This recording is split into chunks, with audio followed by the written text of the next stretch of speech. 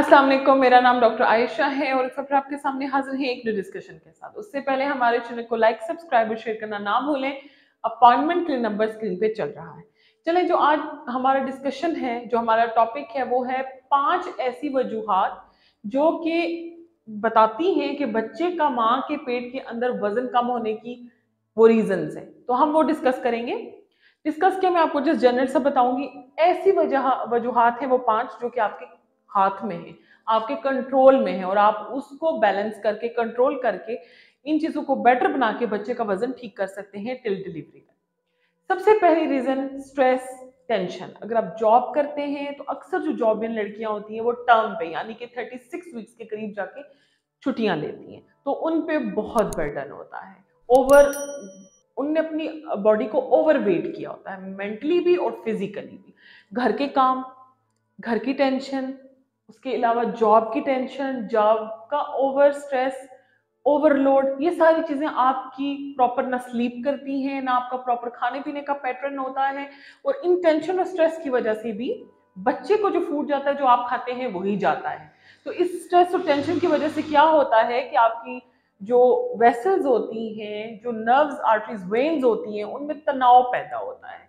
वो कॉन्ट्रैक्ट होती हैं, कंजस्टेड होती हैं और उनमें से जो खून का बहाव होता है ना, वो बहुत मुश्किल से प्रेशर से गुजरता है और आपके जो दिल है उस पर बहुत वजन पड़ता है, कार्डियक आउटपुट ज्यादा हो जाता है। मैं आपको दोनों तरह से समझा रही हूँ, इजी लैंग्वेज उर्दू में भी और इंग्लिश में भी, ताकि आप लोगों को अच्छे से आसानी से समझ आए। मैं मेडिकल टर्मिनोलॉजी जो यूज कर रही हूँ, बात लोगों को नहीं समझ आती, तो मैं जरा इजी करके उस चीज को प्रोनाउंसिएट करके आपको बताना चाह रही हूँ कि ये इस वजह से जब स्ट्रेस टेंशन होगी, तनाव पैदा होगा, प्रॉपर फूड सप्लाई नहीं होगा, प्रॉपर ब्लड का प्रेशर नहीं बच्चे तक जाएगा, तो आपके बच्चे का वजन कम होना शुरू हो जाता है नेचुरली। तो आपको पता है ये पहली रीजन थी, stress tension overwork. Sleep pattern आपका ठीक नहीं है, आप 6 से 8 घंटे नहीं सो पा रहे, नींद नहीं कर पा रहे, तो ये चीजें देखी जाती हैं, सबसे पहली रीजन। उसके बाद मैं आपको बताना चाहूंगी कि जो फैट सेल्स होते हैं, जो वजन होता है, वो 6 माह के बाद बच्चे का बढ़ना शुरू हो जाता है। जैसे कि हम कहते हैं कि 33-34 वीक्स तक ना उसका नियर अबाउट 1.8 से 2 kg तक का वजन होना चाहिए ना,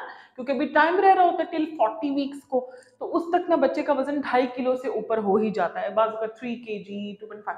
तो बेस्ट जो बच्चे का वजन है ना, तो बच्चा जो अच्छा वेट कहलाता है वो है 2.5 किलो तक, यानी 2.5 kg तक वजन अगर बच्चे का है तो वो हेल्दी बेबी है। तो हम मैं आपको बताना चाहती हूँ कि 6 मंथ तक ना हम बच्चे के सर की ग्रोथ चेक करते हैं और उसकी टांगों की फीमर लेंथ मेजर करते हैं, लंबाई और ग्रोथ की, वो आपकी जो मेंसेस की डेट से उसको अलाइन कर रहा है कि नहीं कर रहा। तो ये चीजें बात की है, 6 महीने के बाद हमारा फिर फोकस वजन पे होता है। पहले हम उसकी 6 मंथ तक ग्रोथ देखते हैं। दूसरी रीजन मैं आपको बताना चाहूंगी, आपकी डाइट। माँ किसी वजह से, किसी बीमारी, किसी छोटी मोटी प्रॉब्लम, यानी कि प्रेगनेंसी में ज्यादातर स्टमक अपसेट करता है, आपको वॉमिटिंग्स बहुत ज्यादा होती हैं या कोई और किस्म की बीमारी है, तो आप प्रॉपर फूड नहीं ले पाते हो, प्रॉपर खुराक नहीं ले पाते हो, अच्छी डाइट नहीं ले पा रहे हो, फूड सप्लीमेंट्स नहीं ले रहे हो, आयरन नहीं ले रहे हो, वाइटामिन नहीं ले रहे हो, अपनी खुराक नहीं ले रहे हो, फ्रूट्स नहीं ले रहे हो, दूध नहीं ले रहे हो, जूस नहीं ले रहे हो, ऐसी चीजें जो बच्चे की नशो नुमा में हेल्प करती है, वो आप चीजें को प्रॉपर से खाओगे नहीं। आप अपना टाइम पैटर्न भी सही नहीं है कि अगर आप सुबह उठ रहे हो 12-1 बजे नाश्ता कर रहे हो, रात के 6-7 बजे खाना खा रहे हो, फिर 1-2 बजे जाकर डिनर कर रहे हो, तो इन चीजों से, इन पैटर्न से भी आपके बच्चे पे बुरा असर पड़ता है। और उसकी वजह से क्या होता है कि माँ जब प्रॉपर डाइट नहीं लेगी तो बच्चे तक खुराक नहीं पहुंच पाएगी, जिसकी वजह से उसका वजन कम हो सकता है। तीसरी reason iron deficiency anaemia, HP कम होना। अब एचपी कम होने की बहुत सी वजूहत है, थैलेसीमिया भी है, आयरन डेफिशिएंसी एनीमिया सबसे कॉमन होता है प्रेगनेंसी में। एनीमिया की बहुत टाइप्स है, तो इन सब की वजह से बच्चे का जो है वजन वो इफेक्ट होता है। तो आपको चाहिए कि अच्छी डाइट के साथ साथ जो आपकी डॉक्टर आपको रिकमेंड करती है उसके साथ आप फॉलिक एसिड तो 3 मंथ्स लें, लेकिन उसके साथ आयरन, विटामिन जब जब आपको वो रिकमेंड करें उसमें नाअहली ना बरतें और उसको डेली लें। छोटी छोटी गलतियों से ना आपको बहुत बड़ा नुकसान हो सकता है। 3 रीजन हो गई। चौथी रीजन में आ जाता है कि आपका blood pressure, uncontrolled blood pressure. मैं यहाँ पे ये नहीं कह रही हूँ कि आपको बीपी है या आपको प्रेगनेंसी में बीपी हुआ है, यानी कि ब्लड प्रेशर है, हाइपरटेंशन है, लेकिन अगर कंट्रोल्ड है, आप मेडिकेशन से, डाइट से उसको कंट्रोल किया हुआ है, तो उससे आपके बच्चे के वजन पे इफेक्ट नहीं पड़ेगा। लेकिन अगर अनकंट्रोल्ड है, कंट्रोल नहीं हो रहा, तो आपके बच्चे का वजन खराब हो सकता है।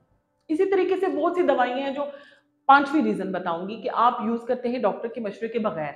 बहुत सी ऐसी दवाइयाँ जो अस्थमा में यूज होती हैं, हाइपरटेंशन में यूज होती हैं, उसके अलावा शुगर के लिए यूज होती हैं, वो बहुत सी ऐसी होती हैं जो बच्चे को सूट नहीं कर रही होती। हर बंदे के बॉडी लैंग्वेज डिफरेंट है, स्ट्रक्चर डिफरेंट है, तो वो उस पर असर अंदाज करती है। इसलिए आप हमेशा ये मत कहें कि डॉक्टर ने दे दिया ब्लड प्रेशर अस्थमा की ऐसी दवाइयां जो हम खा सकते हैं, तो आपने अपनी गायनेकोलॉजिस्ट को और मेडिकल स्पेशलिस्ट को दोनों को अलाइन रख के ये चीजें डिस्कस करनी है, वरना छोटी छोटी गलतियों से बहुत बड़े नुकसान हो जाते हैं।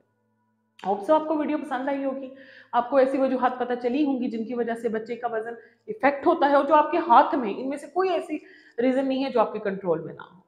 इसी के साथ हमें इजाजत दें। वीडियो अच्छी लगी तो लाइक करें, सब्सक्राइब करें, शेयर करें, अपना ख्याल रखें। फिर हाजिर होंगे एक न्यू डिस्कशन के साथ। अल्लाह हाफिज।